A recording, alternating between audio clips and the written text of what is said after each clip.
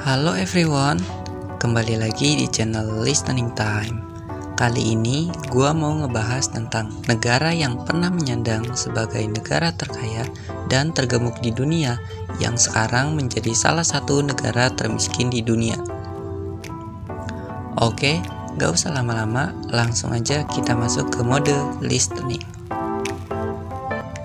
Saat ini kita berpikir mengenai daftar negara-negara terkaya di dunia. Tentu pikiran kita langsung mengarah kepada negara-negara seperti Amerika, Rusia, Inggris, Qatar, Singapura. Itu adalah suatu hal yang wajar karena memang negara-negara tersebut adalah negara-negara yang saat ini menempati urutan-urutan atas dari daftar negara dengan PDB per kapita terbesar di dunia. Namun ternyata ada satu negara kecil di Kepulauan Pasifik yang pernah menyandang predikat tersebut. Negara tersebut bernama Nauru. Nauru adalah negara pulau kecil yang berada di kawasan Mikronesia. Mikronesia adalah kumpulan pulau-pulau kecil yang berada di Samudra Pasifik. Negara Nauru adalah negara pulau terkecil di dunia. Dilansir dari The Guardian, Nauru hanya memiliki luas 21 km persegi dan jumlah penduduk sekitar 10.000 pada tahun 2020. Rumah sakit cuma ada 1, kantor pos cuma ada 1, hotel cuma ada 2, dan jalanannya hanya 30 km aja. Semisalnya lu pengen jalan-jalan naik motor, dalam beberapa jam aja lu udah mengelilingi negara itu. Namun uniknya, Nauru dihuni oleh 12 suku yang berbeda-beda, sehingga di lambang negara mereka ada bintang yang bersudut 12. Walaupun Nauru ini kecil, ia pernah menjadi salah satu negara paling makmur di dunia. Nauru dulunya adalah negara penghasil fosfat terbesar di dunia. Bukan sembarang fosfat, namun fosfat yang bermutu sangat tinggi yang terbentuk dari endapan kotoran burung selama berabad-abad. Fosfat digunakan sebagai bahan baku pembuatan pupuk. Selain itu, fosfat juga digunakan sebagai bahan pembuatan deterjen, pembersih lantai, insektisida, industri tekstil, dan lain sebagainya.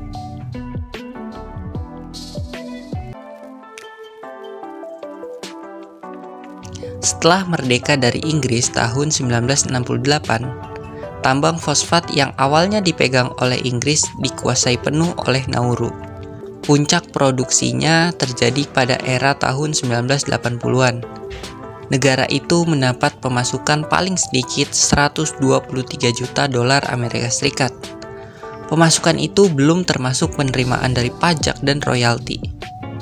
Dengan penduduk yang hanya sekitar 10.000, membuatnya sempat nangkring di posisi teratas negara dengan pendapatan per kapita tertinggi di dunia, mencapai 27.000 dolar Amerika Serikat per tahun, jauh di atas pendapatan per kapita Amerika Serikat yang di tahun 1980 sebesar 12.500 dolar.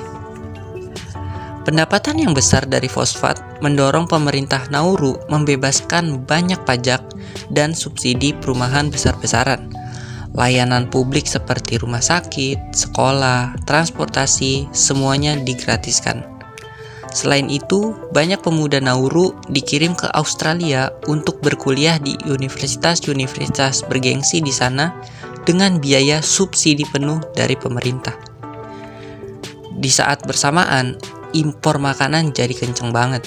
Fast food hingga minuman soda semuanya diimpor. Makanan-makanan tinggi kalori dan tinggi gula diimpor besar-besaran dari Australia dan New Zealand. Nggak ada lagi tuh yang namanya pelaut, nelayan, petani, berkebun. Itu udah nggak ada lagi. Sehingga masyarakat Nauru terbiasa dengan gaya hidup yang pasif dan pola makan yang gak sehat. Karena pola hidup itu masyarakat Nauru menjadi gendut. Namun menurut mereka itu bukan masalah. Bagi orang-orang di Polinesia, Mikronesia, dan sekitarnya, badan gemuk itu merupakan simbol kemakmuran. Jadi makin lu gemuk, itu nunjukin kalau lu itu orang yang makmur. Saking makmurnya warga Nauru, WHO di tahun 2007 sampai ngerilis pernyataan bahwa 95% warganya mengalami kegemukan. Penduduk yang berusia 25 sampai 40 tahun memiliki berat badan di atas 100 kg. Salah satu penyebabnya adalah fast food tadi. Anak-anak yang berumur usia 5 tahun sudah dibiasakan untuk mengonsumsi fast food. Alhasil, banyak warganya yang mengalami kegemukan dan obesitas.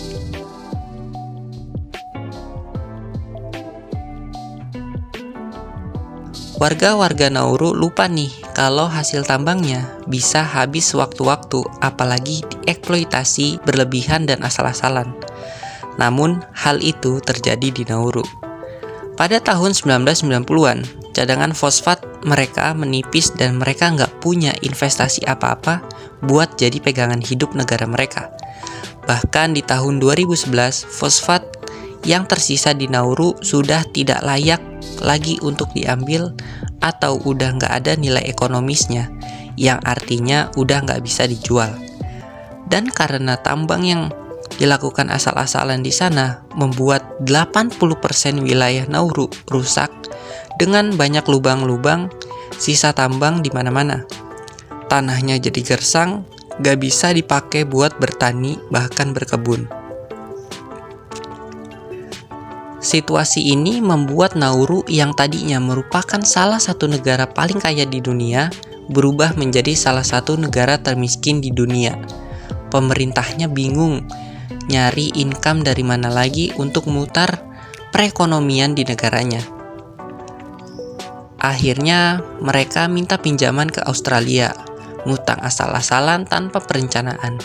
Hingga akhirnya pada tahun 2002 saat sudah jatuh tempo, mereka nggak bisa bayar utang mereka sebesar 239 juta dolar Australia.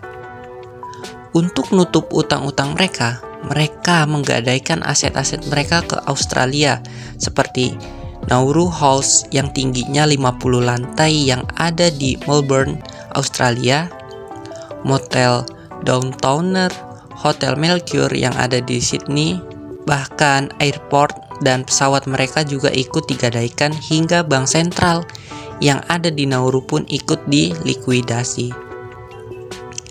Nauru benar-benar jatuh ke dalam krisis ekonomi. Untuk menyelamatkan ekonominya, pemerintah Nauru sejak tahun 1990-an mengambil kebijakan kontroversial dengan mengubah negaranya jadi negara surga bebas pajak, sehingga jadi tempat transit pencucian uang.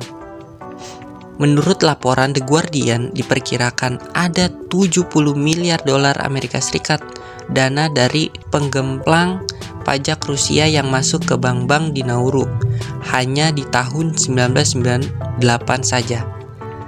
Amerika Serikat bahkan menetapkan Nauru sebagai negara tujuan pencucian uang dan menjatuhkan sanksi ekonomi untuk negara pulau tersebut karena dianggap jadi sarang bagi pendanaan aktivitas teroris di Al-Qaeda. The Financial Action Task Force, sebuah lembaga global yang bekerja untuk membatasi aktivitas pencucian uang di negara-negara tax haven, mendesak Nauru untuk meninggalkan praktik keuangan gelap tersebut. Hasilnya, pada tahun 2004, pemerintah Nauru mengesahkan undang-undang anti pencucian uang dan pendanaan teroris serta perbankan yang bersifat offshore. Pemerintah Nauru juga menghapus beberapa perusahaan cangkang yang didirikan di wilayahnya. Namun, sekarang Nauru pelan-pelan sudah mulai bangkit ekonominya. Hingga Bank Sentral Dunia sudah memasukkan Nauru di jajaran negara-negara berpenghasilan tinggi. Ini semua karena industri penangkapan ikan di Nauru. Tanah gersang mereka membuat mereka kembali melakukan pekerjaan sebagai nelayan. Industri penangkapan ikan mereka berkembang dan mereka bisa menyicil sebagian utang mereka. Sekarang jadinya mereka tinggal mengolah penindustrian ikan mereka biar nggak jadi seperti tambang fosfat. Oke, sekian pembahasan gue tentang Nauru, negara terkaya di dunia yang menjadi salah satu negara termiskin di dunia. Kalau gua ada salah, kalian bisa komen di bawah, sekalian kita diskusi di sana. Terima kasih sudah menonton. Bye.